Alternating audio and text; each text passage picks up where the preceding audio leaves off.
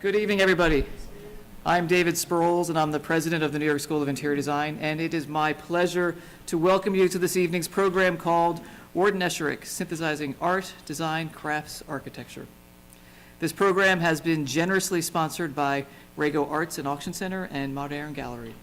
If you're from either of those organizations and it's your first time at NYSID, I give you a personal welcome. For those of you who have been here before, welcome back. Tonight's program will be a film screening of the documentary I Am Known as an Artist, followed by a panel discussion with Carolyn Coal, the filmmaker, Dr. Robert Aibel, collector, scholar, and dealer, and Paul Eisenhauer, former executive director and curator of the Wharton Esherick Museum. And tonight's the panel will be moderated by historian Daniella Ohad. The runtime of tonight's film is 41 minutes, just so you all know. And immediately following the program, please join us for a small reception in our gallery space where you can see our latest exhibition. So Daniella, it's all yours. Thank you.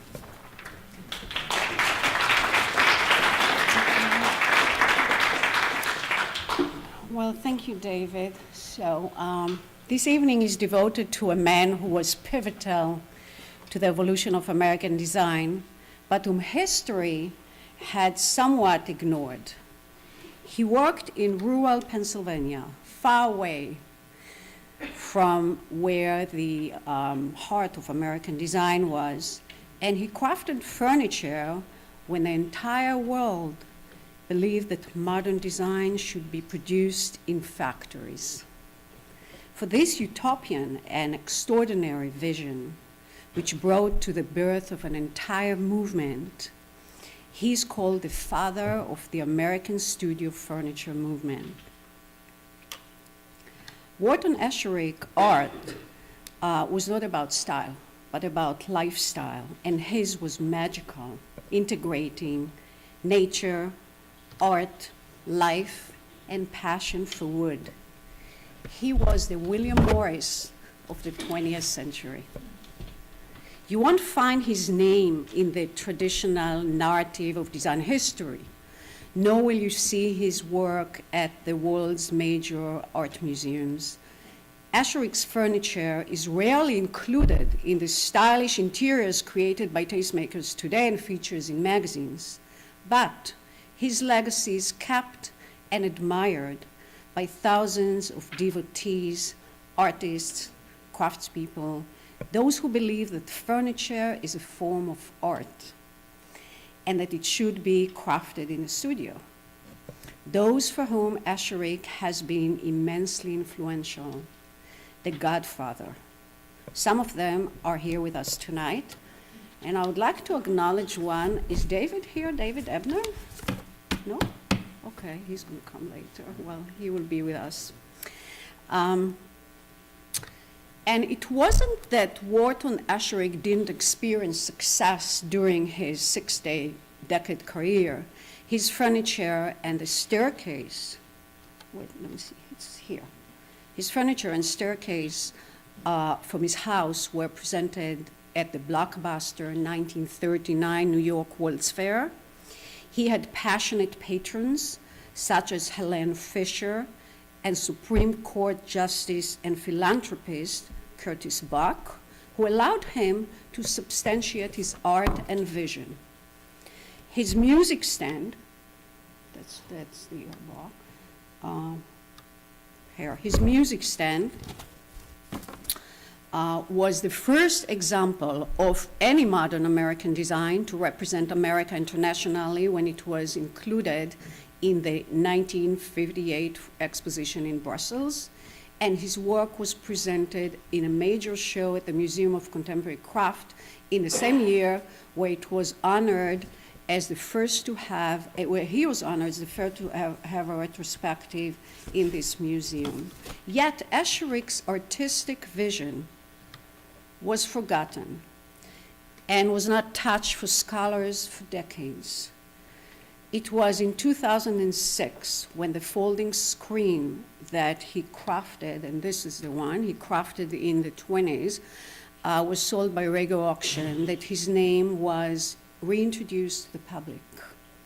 It was acquired by the Museum of Fine Arts, Boston.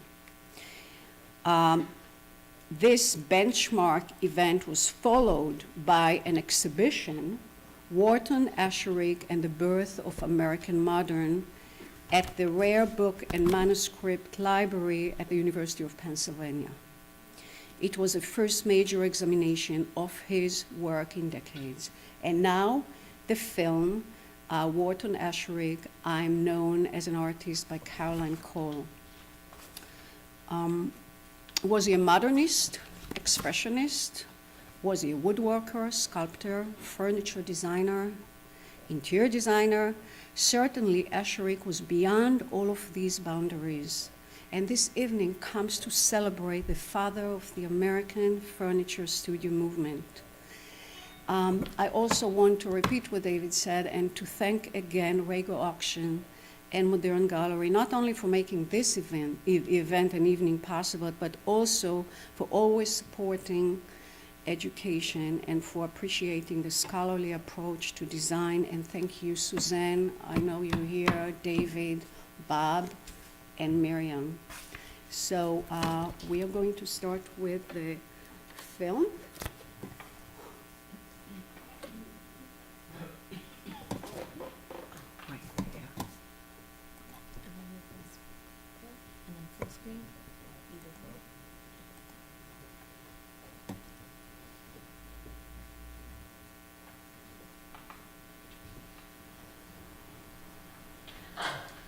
One of the great contributions Wharton's made is to make furniture that has the quality of sculpture and is still practical. Well, I think Wharton never deliberately chose to be the exponent of some any style. any style, but I think he was more of a leader of style than a follower. I can spot an Esherick almost anywhere I can see it. Nobody else does it that way. He really integrated his creativity into the way he did, and you could sense that immediately. And I said, Wharton, how did you know how to do that? He just looked at me and said, the wood told him. Well, to mention it's important that he really needed a biography. He's considered to be the spiritual godfather of the current trends in woodworking and furniture design. And he said, no. This will be written by an art historian, and they'll write it the way they think it should be. I said, well, suppose I wrote it. So I was stuck with writing a biography. And that's when I began taping him. When did you start being an artist, Wharton? I was always drawing. I mean, the man came with a horse, and I would draw the horse. Because I wanted to have how to draw a horse. At 6 years of age, that's how. We recorded all these interviews with Noel Wallensack, reel-to-reel tape recorder. He talked about his childhood, about his parents, his family, growing up in Philadelphia, school, and all of that. He refused to talk about his art, but he said, any artist who talks about his own work is a stupid fool. And I think of it as 1,000 facts, like little lights, and you have to put them all in the right order to get some sense out of it. Well, did your family provide you with all kinds of pencils, paper? They didn't want me to be an artist. My father said, you want me to be a banker or a minister? Me, a minister. I put that on. He said, you won't be able to marry, you won't have any money if you're an artist. And my whole family was that way. No, it wasn't the case that I was taught. I really want to. It's just like a person who wants music. Everything hinges around music. That's what it does, don't you know? I wanted to be an artist.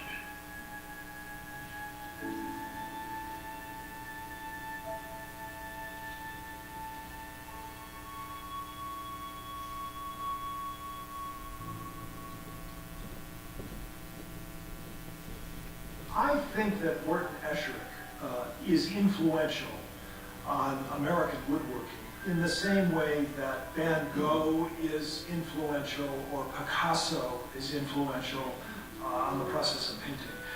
Van Gogh and Picasso and Wharton Esherick are essentially enabling us to see the world in a new way. We look at stars in a different way. We look at sunflowers in a different way. Wharton Esherick, for me, does the same thing in furniture. It's no longer a chair with 4 legs and a seat and a back. It's a chair that says something about who we are as human beings and what we discover and value in our lives. So Wharton Esherick, a very important artist within the American studio craft movement. Some have called him the dean of American studio woodworking. He offers us not only the celebration of his hands and the fact that these works were conceived by his vision, very much in step with the moment and time that he lived. And I don't know if it's because of the organic materials or the fact that they're hand-hewn, but they have a sense of connectivity to us. He knew he was an artist. He wanted to keep that artistic spark alive. And I think he, in his own way, insisted that every work be made by hand as if it were a piece of sculpture, and that it would stand on its feet in that regard for that purpose.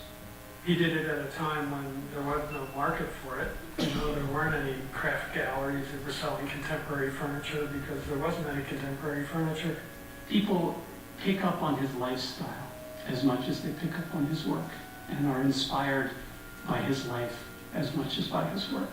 He continues to resonate down through the generations. Esherick always said, I don't have to talk about my work. Look at it. That's where you learn. You look at my work. And so there's a whole generation, and in fact, everybody after Wharton Esherick, that probably wouldn't be able to be doing the kinds of things they're doing, both aesthetically and in terms of their careers, if he hadn't been around. He's certainly one of the most important designers of the 20th century in America.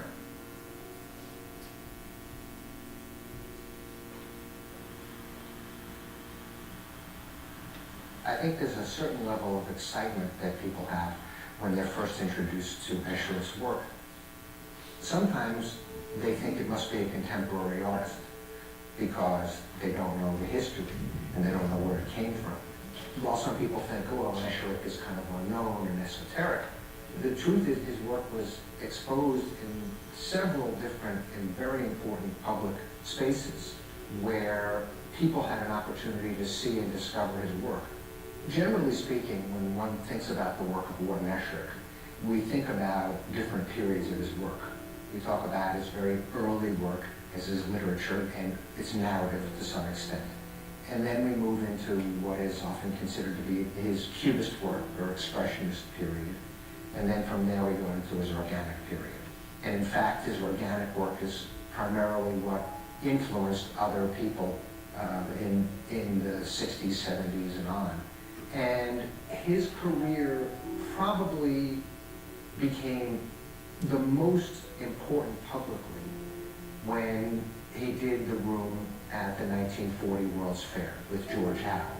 And the major exhibition after that was 1959 at the American Craft Museum, which was a retrospective. Wharton made probably 3,500 pieces in his lifetime, total. Half of which are built-ins. So you're talking about 1,500 to 1,700 pieces in a lifetime that people can acquire. We'll be talking about price ranges from $2,500 to $500,000. So we'll be putting on the market some of the most important things that were ever made by Wharton Esherick.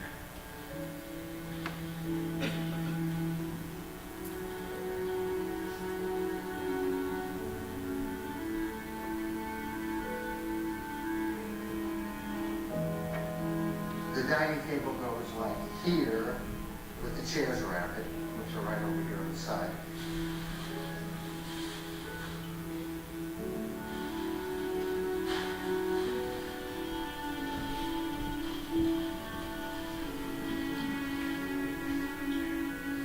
These things are amazing. One of Esherick's greatest pieces is the music stand that went to the World's Fair in Brussels. It was made for Rose Rubinson in 1951. And in many ways, it really changed the approach that everybody after 1951 had to the design of music stands. Well, the music stand that Esherick designed is truly a classic. It's extraordinary in many ways. It answers a lot of design problems, obviously, from a functional point of view. But more than that, it's a piece of music. You can't help but see it that way. It has a beginning, a middle, and an end. It has theme and variation, if you like. It is both negative and positive. It outlines space, it inhabits space, it defines space. If you only ever saw that music stand, that would be Wharton Esherick. That describes what a Wharton Esherick piece is.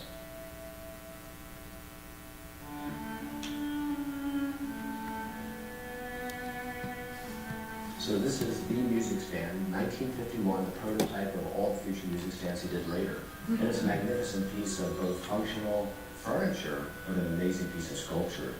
There's much movement here. It's very subtle. What's amazing about this music stand also is it's incredibly light. So this is my grandfather's print cabinet. He collected art, and there's some wonderful aspects to it. First of all, there's a lip here so you can lean art against it. This is a pull-out drawer, and art would sit in that. Of course, this is a knockout.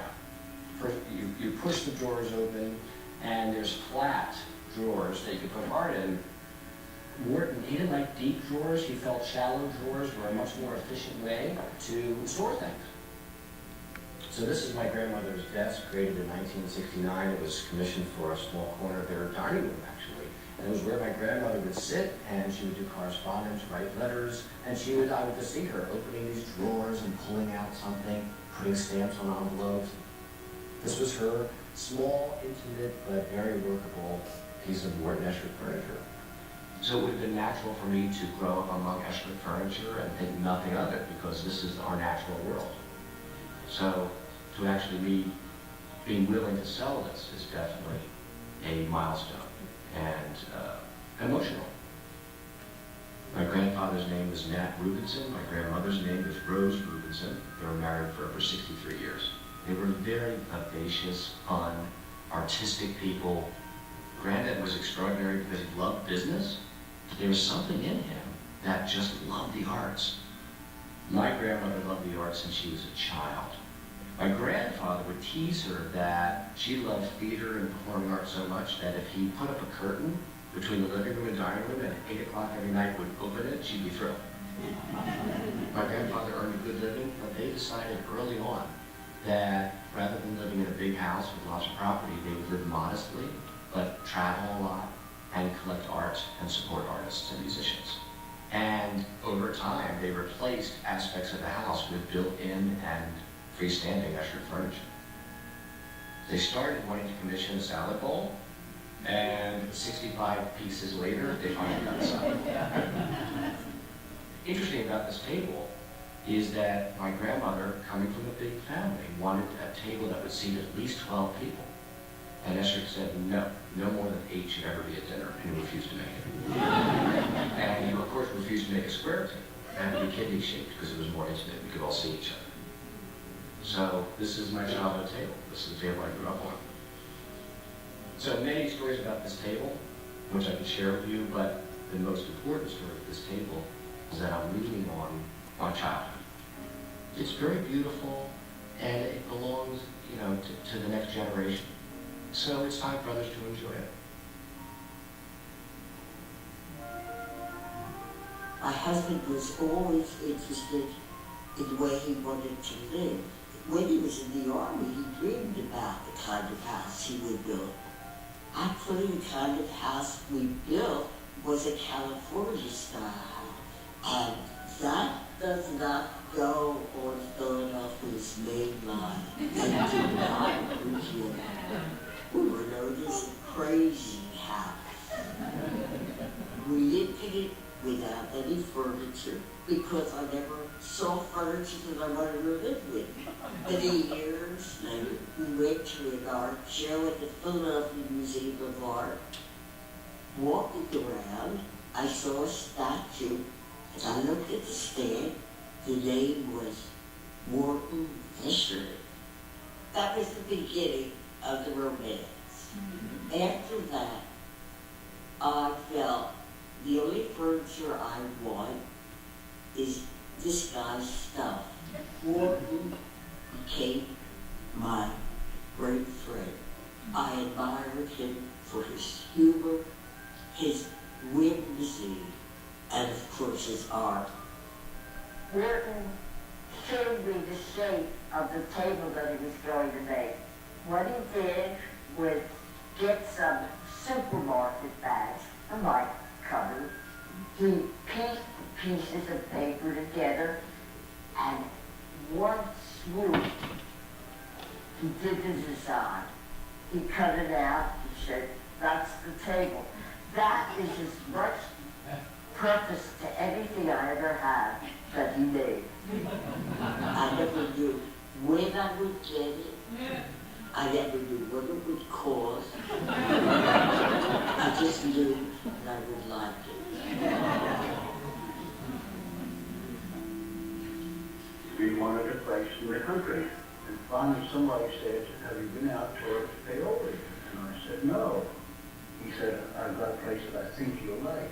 What year would that have been? Must have been 1913. So as we came up this back road in through the woods here, he came out to this lower house, and I said, oh, well, look at this. Wharton Esherick moved out here to the Great Chester Valley to lead an organic life. And I think that that was part of the sort of bohemian intellectual movement of the time, and kind of rejecting the industrialization that was changing the way people lived and related to each other. And in that was growing their own food, making their own clothes and not having to wear them, to lead the life they wanted to lead out here in the country. Of course, the location they chose, because of the Pennsylvania Railroad, they not only could get the advantages of the rural organic life, but also have access to the intellectual life of the city. Both he and Letty were from fairly well-to-do backgrounds, so it's not that they knew how to farm, they were learning as they went. It was an interesting area. You had wealthy folks from the city, as well as the more traditional farmers in the region. And Wharton enjoyed all of them. You know, he was trained as a painter, not as a builder, not as a carpenter, not as a cabinet maker. So he was really learning from his neighbors. Was your first studio there in the house or in the barn? Yeah, first studio was in the house there. Well, then I went over to that little room in the barn. That was the start of my furniture. Wharton started working with wood by carving. First picture frames, then woodcuts, and then carving toys and games, chess sets, and then building furniture. During that time, there were several things that I think were influencing him. Letty was a dancer, and they spent their summers at dance camps in the Adirondacks. For Wharton, you know, you had a young painter surrounded by young women in gauzy costumes leaping about these free-form interpretive dances through the woods. Movement and motion became a real important part of what he was trying to capture in his art. You see it in his woodcuts and his drawings, and then as he's moving into sculpture, you see it in sculpture and ultimately in his furniture. Movement remains a theme throughout his life.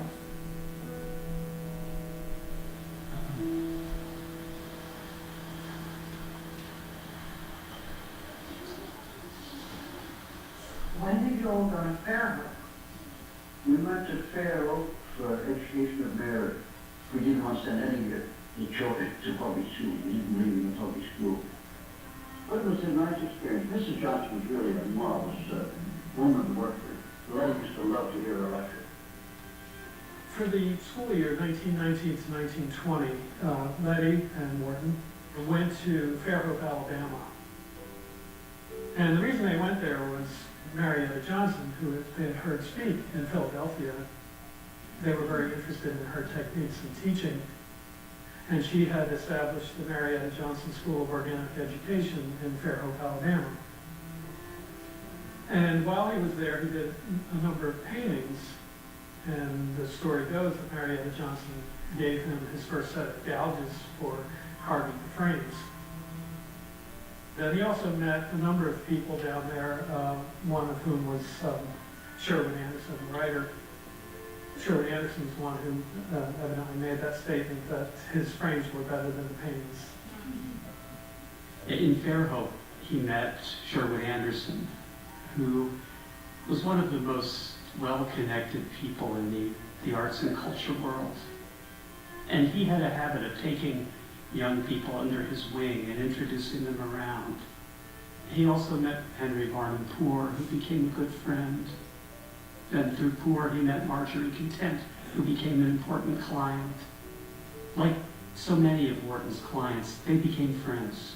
And he first made a bedroom suite for her.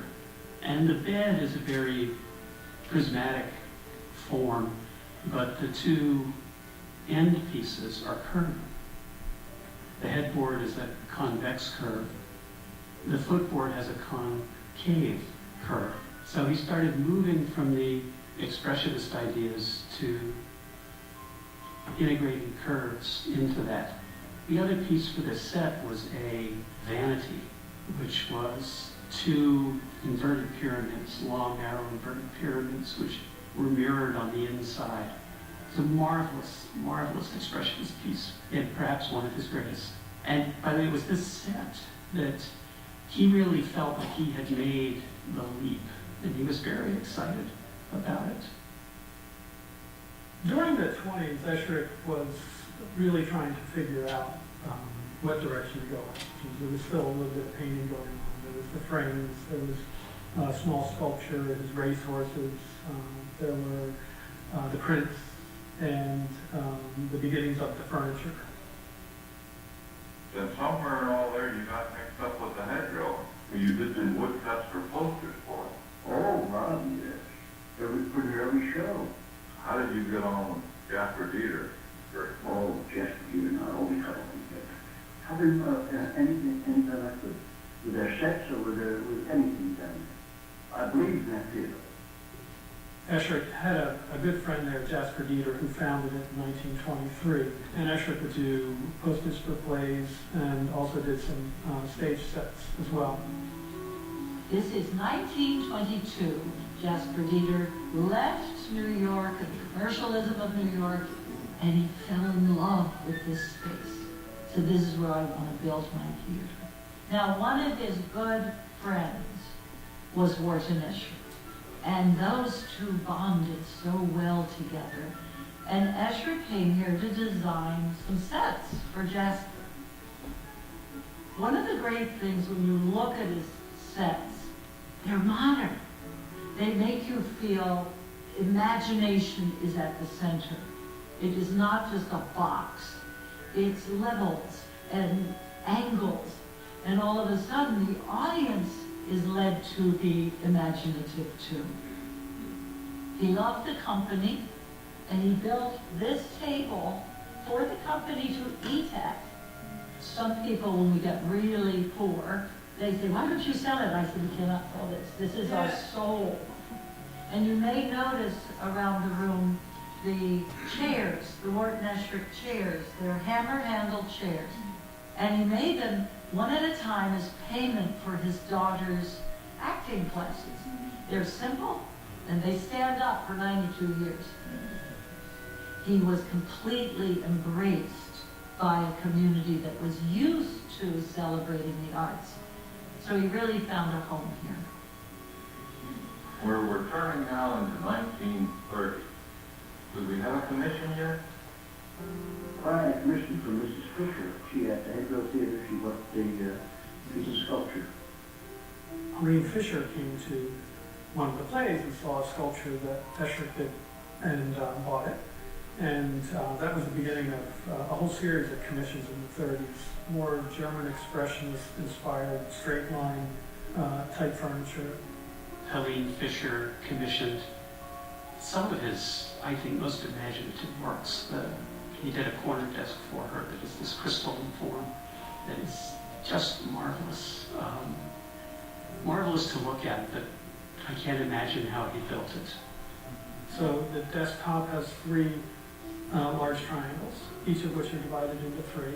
The center of the desk has three triangles that are each divided into three, and they flip open to create the work surface, and I'm sure he had a lot of fun designing it, and I'm sure John Schmidt had a lot of difficulty in making it.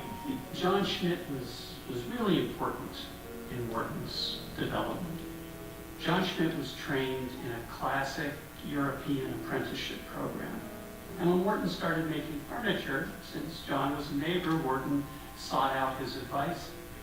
That grew into really a collaboration. I guess in modern parlance, John would be called a fabricator. Ed Ray was also an important collaborator of Wharton's because Ed brought Wharton all kinds of wonderful wood. Ed said that he never knew anyone who understood wood the way Wharton did.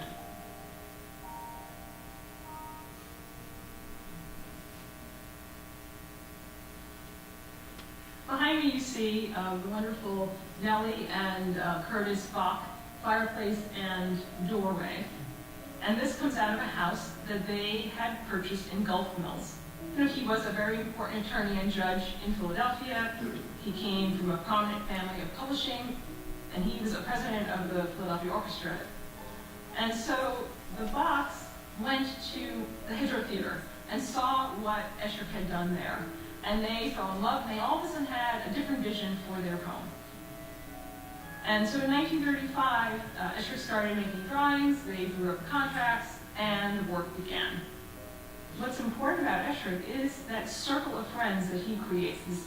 Through social connection, through the different circles that he wound himself in, he would make work for these people's homes that became part of a whole regional identity of his work. I think they did fairly well with what they got for their interior. It's the most celebrated fireplace that Esherick has created. The Bach House was a major architectural project that he did. The only other major one like that would be his studio. How did you go about picking the site for your studio up on the hill? You just keep walking around and you took walks up there? From the lower house, I used to walk up there and look at the sunset. The whole building was built on the architecture of a Pennsylvania barn. The studio is a wonderful, wonderful example of Wharton's work, and it's one of the few places where you can really see Wharton's true genius. For Wharton, it's not just the individual pieces, but it's how they relate to each other. And you see that in his studio. Pieces fit together, and even though they're coming from very different periods in Wharton's life, they still seem perfectly in harmony with each other. So that it really is his autobiography, as you see his evolution as an artist. I actually had the good fortune to meet Wharton. And I was invited to come by the studio here and see him one afternoon. And Wharton graciously gave me a tour. And it was very quiet up on the hill here. It's a stone building. These pieces were silent. I remember being quite overwhelmed by the just presence of all of this work. And then he said, let me take you up to see the living room. So we went up to the second tier, and there was another enormous space filled with his furniture. I never said a word, he never said a word. But I just looked at every piece, went up to it, touched it, examined it. It was an experience you don't forget. By the mid-50s, Wharton decided to build a new studio. So he went to his friend Louis Kahn to get plans, and the building was a collaboration between Kahn and Esherick. Louis Kahn as a figure in American modernism is really one of someone who helped redefine what modernism was all about. Louis Kahn was certainly aware of Wharton Esherick by the late 1940s. In 1955, Wharton needed some more space. And that's right in this period where Kahn is very interested in the nature of geometry. And so the project for the workshop for Wharton Esherick, he needs a place for a woodworking studio. He needs a place to finish his sculptural work, his furniture work. He needs a place to store his wood, which implies a building with three parts.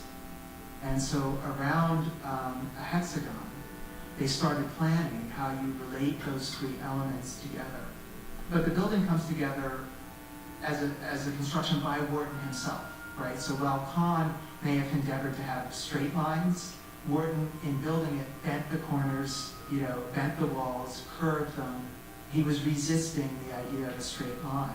And so in bending the walls, he's reflecting his own artistic sensibilities. In about 1956, the workshop was finished. In the years to come, I think these two men were in fairly frequent contact. Lucan got the commission for the Margaret Esherick House, I think, through Margaret's brother, Joseph Esherick. Joe had the same architectural education that Lucan did at the University of Pennsylvania. He had worked for his uncle Wharton in Paoli before heading out to the West Coast. When Joe was thinking about this project with his sister, I'm sure the idea was to have his uncle do extensive work on the interior.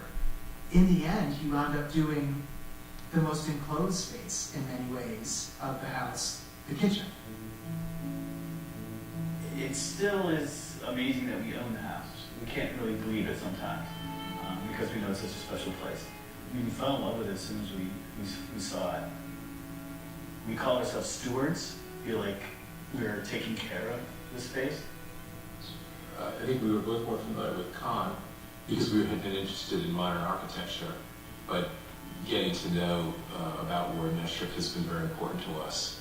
You just visit his studio, and you just walk away feeling like you understand creativity, and actually you want to bring more creativity in your own life.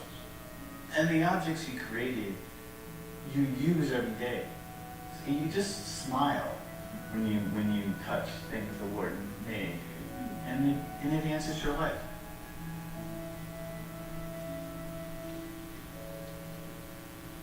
The Dannenberg's house consists of a lot of small rooms, and so it was an interesting project, I'm sure, for Esherick because he had to shoehorn these things and yet keep the room as functional as it could possibly be. It's great to see the objects in their original environment.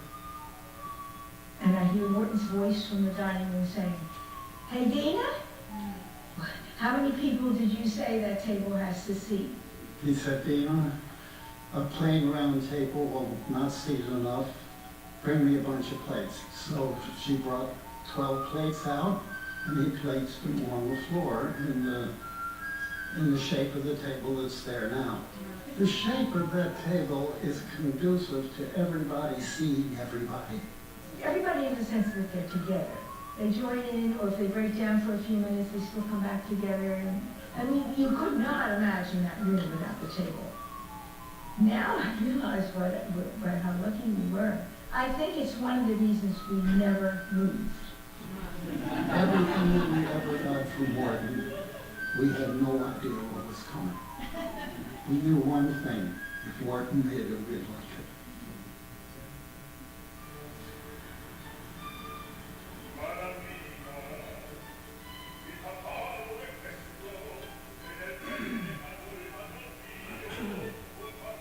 So I got here just a few minutes before the gallery opened for the public, and I think the first thing that really struck me of all things was seeing the Rosa and Nathan Rubinson collection. And I think the whole essence of Esherick is it's not about the furniture, it's about relationships and the humanity of the furniture and the people it's connected to. All of these pieces and most of his work were commissioned specifically for a purpose. I think about my grandparents and the use they had of these pieces, and aware of the few that have already sold, realizing I will never have that again in my house.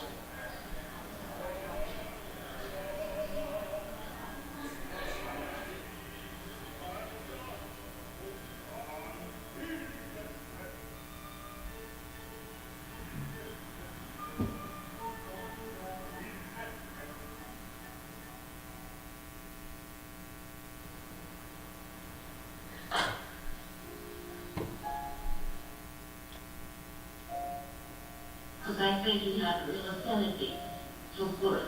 If you look at anybody else's design,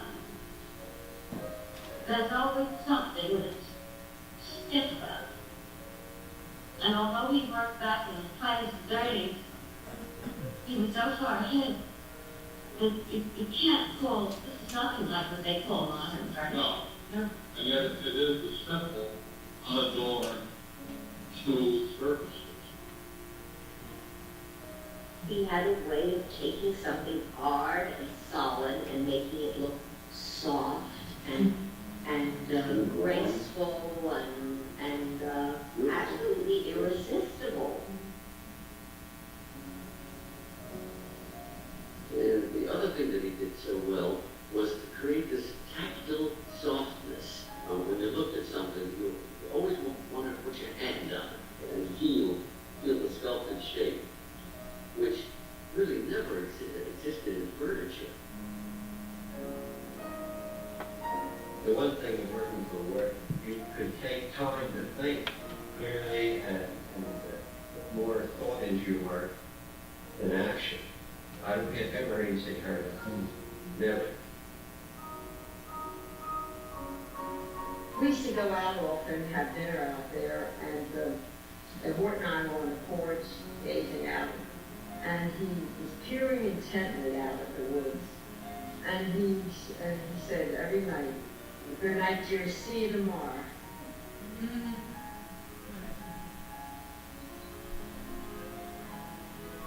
Wharton gave us something very precious. He gave us ourselves. He said, it's within you. He said, you only have to look around you and really pay attention. If we go to Wharton today, we really should go because we need that perspective in our world. We need to forget who we are or transcend ourselves, our little selves, our ego selves, into some challenge, something that is so beyond us, so exciting, that we just can't tear ourselves away because of our devotion to it. Wharton exemplified that spirit, that life. That's what he gave me. There's this ripple effect that you see coming down through the generations. Great to be here. The freedom in thinking about, in creating new ways of doing things. That idea that you can have a life that is integrated with your art, that you can make a living doing what you want to do. And all of that is still very much alive.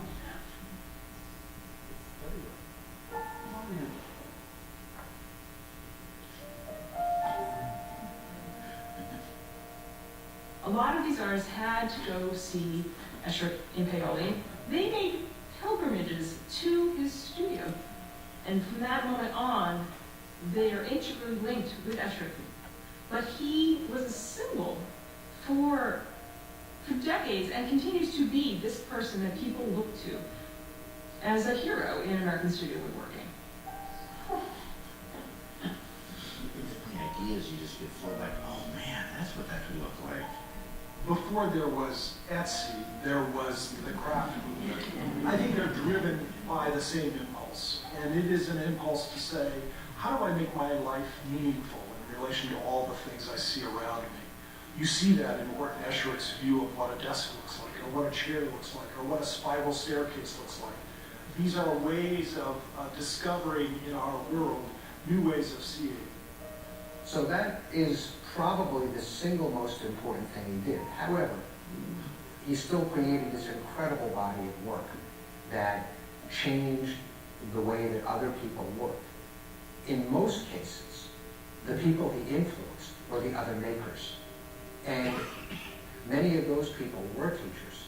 And they took what they learned from Wharton and passed it on to their students.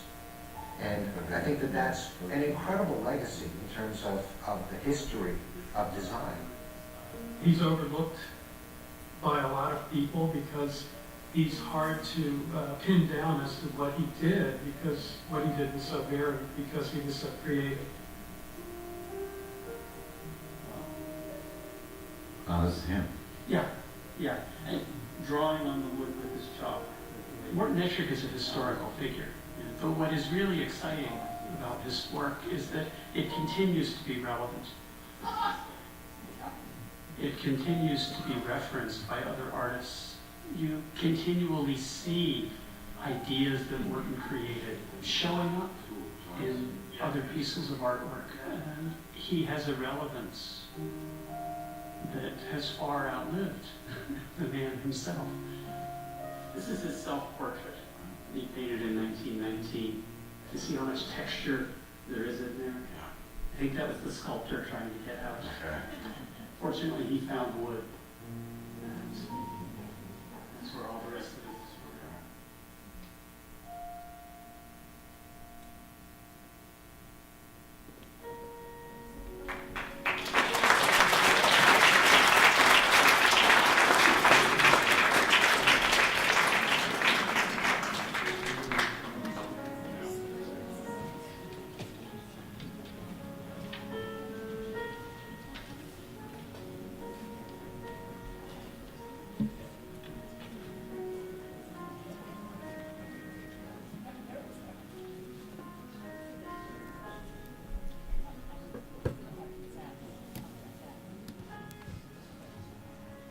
Carolyn Coal, the talent behind this film, is an award-winning writer and director with portfolio in film and advertisement. She has taught communications and film studies at several academic institutions. Dr. Paul Eisenhauer, former executive director and curator of Wharton Esherick Museum, and the one who is credited for giving the museum its identity. Paul co-curated the groundbreaking exhibit, Wharton Esherick and the Birth of the American Modern, in 2010.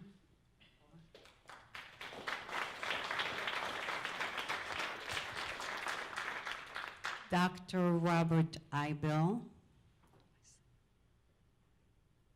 founder and co-director with his son Joshua of Modern Gallery, the first gallery to specialize in American studio furniture.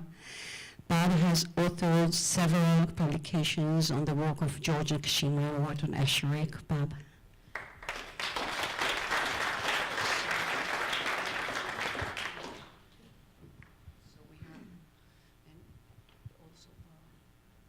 So I love this film, and thanks for being here. You live in Los Angeles. So I just want to tell you that when I first visited that house, it was like years after I knew the work of Wharton Esherick, and this is when I could understand it all. What happened to you when you first visited the house, Caroline? I visited. Is it working? I think I'm on. Yes? It's working? Yeah. It's okay. I visited in lost my train of thought. I visited in 2013 with my family, and when when I visited, I was really struck by the building itself, but it was also in the winter, so all the trees were very barren, and the facade of his studio really stood out. And I actually stood outside of it for quite a while and just stared at it. I met Paul that day, and I asked Paul, after the tour, I asked Paul if anyone had ever made a documentary about Wharton Esherick. And he said no. And then my mother said, my daughter's a documentarian. And it pushed me in front of you. And I reached out to him a few months later and said, I'd really like to do this. Are you interested in that? So it was a very exciting, overwhelming experience. Really, the first time you walk in, the face of the artist at the very end that comes in, that face is what most people do when they walk in. They're like, wow. It's a wow kind of place. Yeah, it's powerful to so many people. Paul, I want to ask you, why did it take such a long time, like decades, before Esherick was rediscovered? How many hours do you have? Not too many. We're having a reception after this. Part of it is Esherick's personality, and he was, like many other left-leaning artists, he was really opposed to the sort of cult of personality. And he didn't care if you knew his name. He wanted you to know his work. And he was sometimes quite difficult with reporters and other people who may have been able to publicize them. He would give them a hard time. He would tell them shaggy dog stories, and they would publish them, which was really fun. He didn't like to be interrupted. One day, a young reporter came out and knocked on his door, and he answered and said, and she asked if she could interview him. He said, "Don't you know I'm working? You don't know what I'm doing. I could be in here having intercourse with someone, young woman, as I am with you right now." So he made it difficult. Some of it is just the kind of cycles that happen with popularity.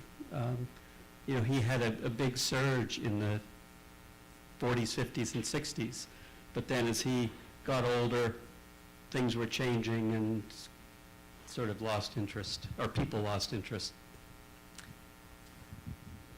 Let me say one other thing about that. There's something that has a major influence on whether people knew who he was or not, and that there are two things. Number one, he made so little that, you know, the market for his work, it's very interesting that even though something is incredibly rare, that doesn't necessarily help it, because very often what happens is people just don't know anything about it. And so outside of the Philadelphia region, and even within Philadelphia, the first time we did a show of his work was '94, and the Philadelphia Inquirer refused to write about it. They didn't think that he was important enough.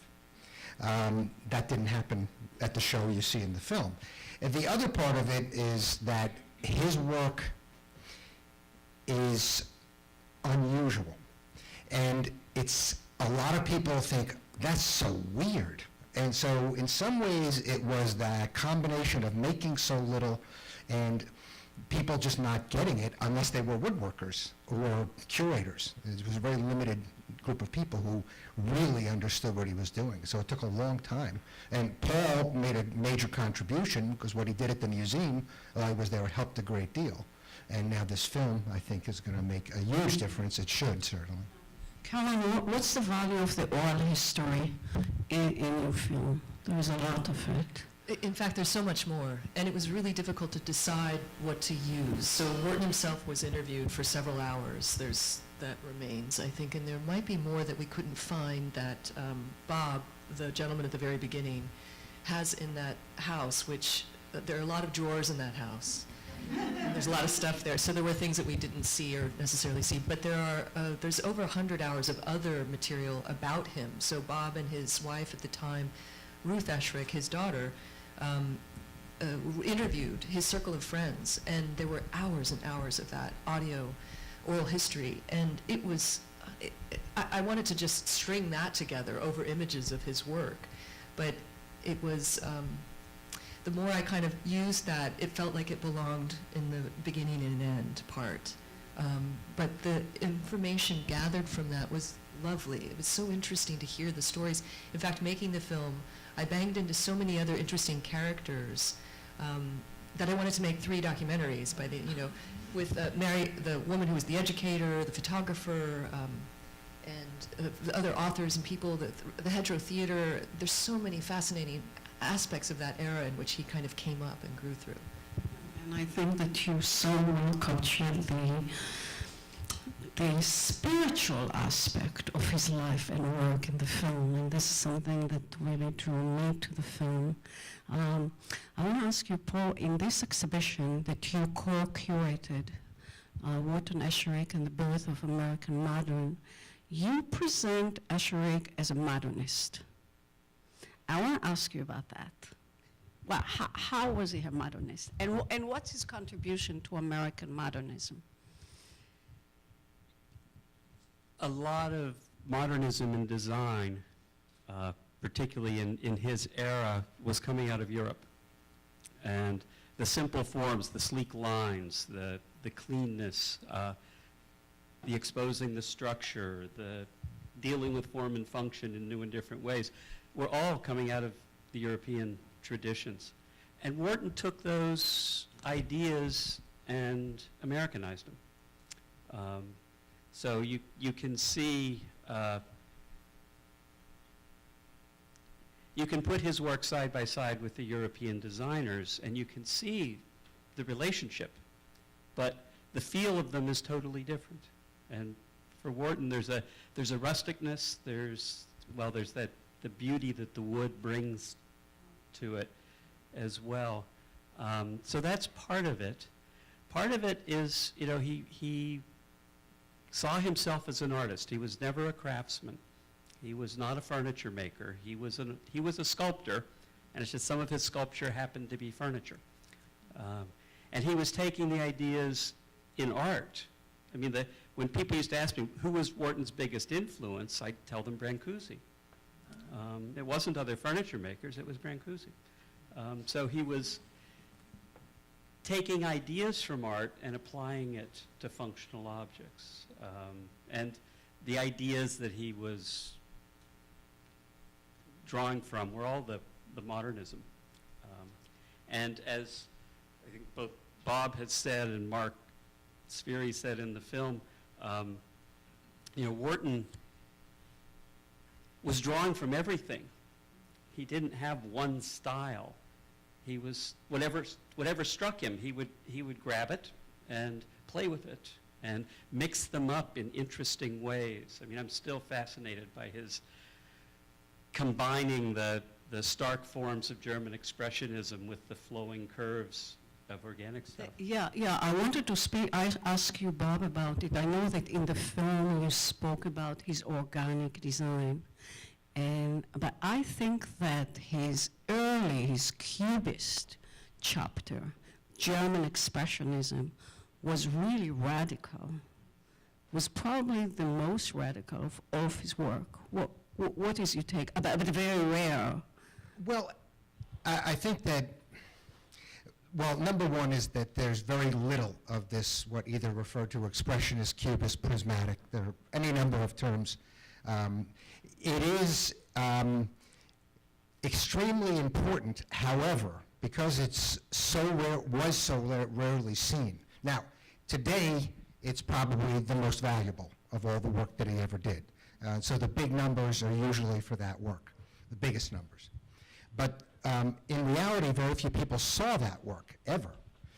The organic work, because basically what he did at the World's Fair in 1940, when people really had an opportunity to see the World's Fair table and chairs and other work in that room, some of which was in fact expressionist or cubist, but not photographed very often, so that the organic work, which then took off in his career, became the thing that other woodworkers, other teachers were exposed to.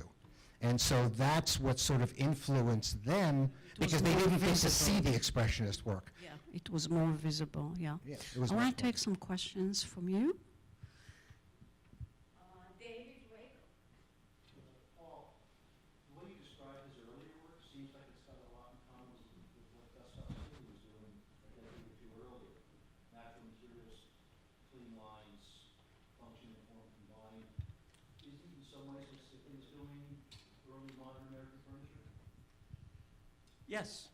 And Wharton's first furniture was very arts and crafts inspired. And specifically down in Rose Valley, where the Hedgerow Theater was, they had a arts and crafts furniture tradition. It didn't last very long. The businesses were not successful. But they produced a body of work that Wharton was clearly familiar with, and in his earliest pieces, the desk is the representative piece that you saw in the film, but he made a high chair for his kids, and very much out of the Rose Valley tradition. So in a sense, he's starting there and moving forward. More questions? Luis. I didn't know the kind of German expressionist inspired things. Daniella, you're the first one to have to use the term German, which I find interesting, and I wonder if you could comment on that. But then also with a lot of the more organic later works, it reminds me of German Art Nouveau, specifically Munich and August Endo and figures like that. Do any of you know anything about what was he of German ancestry? Was he subscribing to Deutsche Kunst und Dekoration? What was his knowledge of German design in the 20th century, specifically modernist? his first big patron, Helene Fischer, was German. And she lived in Philadelphia and was the owner of the Schutte-Curting engineering firm. And she was a woman with a lot of money and was willing to give it to Wharton and give him the freedom in designing stuff. The cubist desk was for her, the record cabinet, most of his prismatic work actually was done for her. She sent him to Germany. He spent some time with a woman who eventually became Helene's daughter-in-law, whose first husband had been a German expressionist sculptor. And she introduced Wharton to a lot of what was going on over there. So there was that aspect.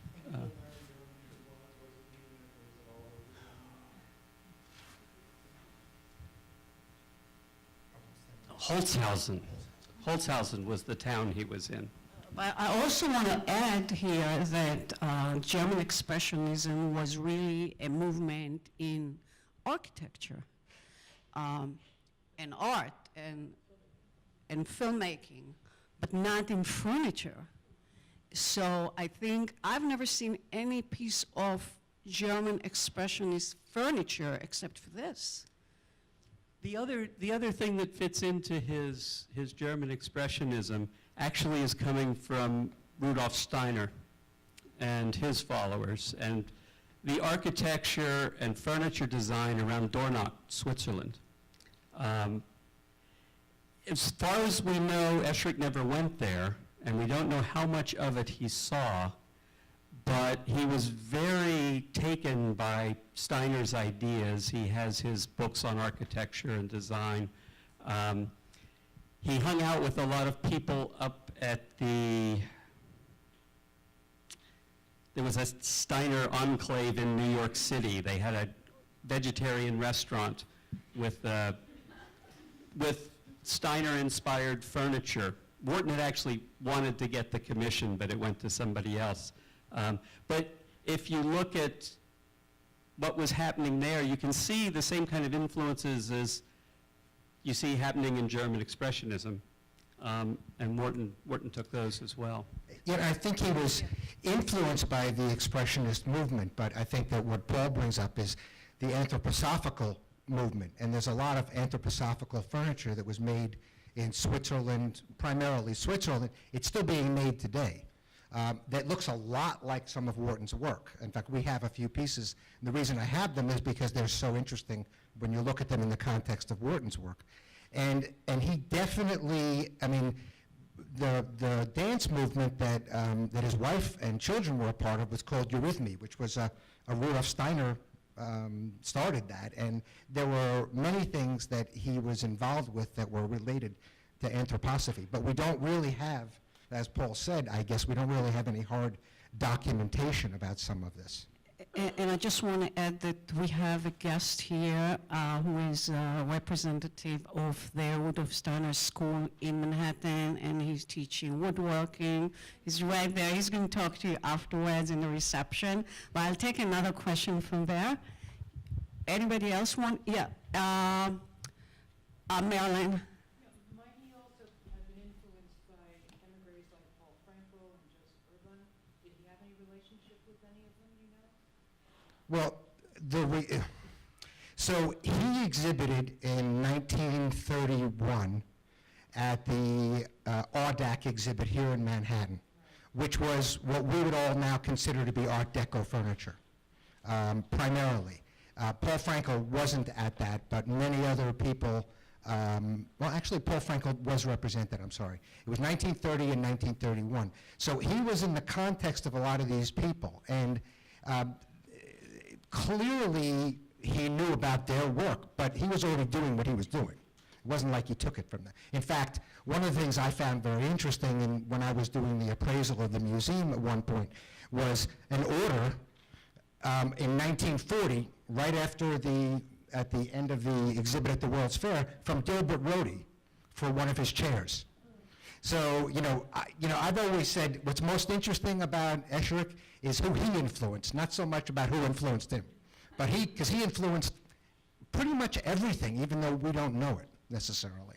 And I want to add that Marilyn just published a book called Making America Modern, and where you included something by Esherick. The 1940s. Yes. Okay. Madalena. Yes, I want to pick up on what you were saying about movie entrance, because that was what I've been cogitating about. So, do you think, bringing his influences really into the contemporary time, Vladimir Kagan's Covadinia sofa, for instance, was directly inspired by Esherick's sofa that we see in the film, built-in? I can say one thing. I can just say one thing, is that Vlad came to a show we were doing and bought 2 Wharton Esherick stools for his children. Okay, he adored it. He thought it was great. He went nuts. He knew about it. It wasn't like it was brand new. But obviously, it had an impact on him. I never asked him if it had influenced his work, but he did buy them, and he didn't think about it for more than about 2 seconds, quite honestly. It was very nice, unusual, too. Descendancy in terms of whom he influenced, who's now really, become very popular in the modernism period. It's often hard to find direct links that, this piece led to this piece, led to this piece. I think some of it is more, as someone in the film said, Wharton gave them the freedom to do things. But we have had so many important woodworkers come and genuflect at the altar of the studio and talk about the value of it and what it meant to them. Wendell Castle, who you saw the picture of in the film, was one of many. Sam Maloof was quite taken by Wharton, was quite terrified of Wharton at first, but Nakashima. David Ebner. David Ebner. Daniella wanted to introduce, but as it turns out, he texted me and said, this is the nature of being a woodworker in America. It's very hard to make a living at it. David had a last-minute client want to come in and see him, so he couldn't be here. But David's probably the most accomplished living woodworker now that Wendell just passed away, and he was a student of Wendell's who was very, very much influenced. I wish he were here because he could talk about that. I know. I can't. And I want to take the last question to Caroline, and then the rest of the questions going to be at the gallery. Fabienne, you wanted to ask Caroline? Yes, you designed Esherick more as an artist, and in his sculpting, he happens to do furniture. Now, I see a lot of emotion in his creation, but I see also a lot of functionality. So I'm interested in this connection between this bigger creativity, but also the functionality, because it doesn't seem that it creates without thinking of something that can be a solution. A quote that was often mentioned by him, and I think it's even in some of the recordings that survived, was an expression he had, which is "the wood told me." He would say, "The wood told me how to design something." And many of the people that were the surviving patrons that were interviewed in the film, and Alice Seaver actually recently passed away about a month ago, but in that he would listen to the wood and look for the things that would come out of that. He was very involved in the feeling of the wood. So I think his whole goal was to make work that was functional and sculptural. I'll share with you, though, because I think it's worth telling. The reason the film is called I'm Known as an Artist, Wharton Esherick, is that he wrote a letter to the local utility company on tax because they wanted to charge him more money because he thought he had this sort of industrial operation. And he typed up this letter that said, listen, I'm just a really small place, and my people that work here are helpers. I am known as an artist, Wharton Esherick. And that letter is at the museum, and it really was one of the first things that inspired me to make the film. And I think the wood told me is more so the better way of answering your question, in that I feel like he really, he took an axe to much of his sculpture, and he looked at things from a very sculptural point of view, and he loved the sinewy line, and he was really influenced by nature. And I think that's part of, though, is that he would see things that you needed in your rooms. He would see things that would coordinate. And Paul, a quote that we couldn't use in the film, talked about taking the E off of emotion and just saying motion, that he was very influenced by motion. And it became very emotional as a result of that. So this is not the end of the event. We're going to meet you at the gallery. We're having an amazing reception with wine and food. So we'll meet you there. Thank you.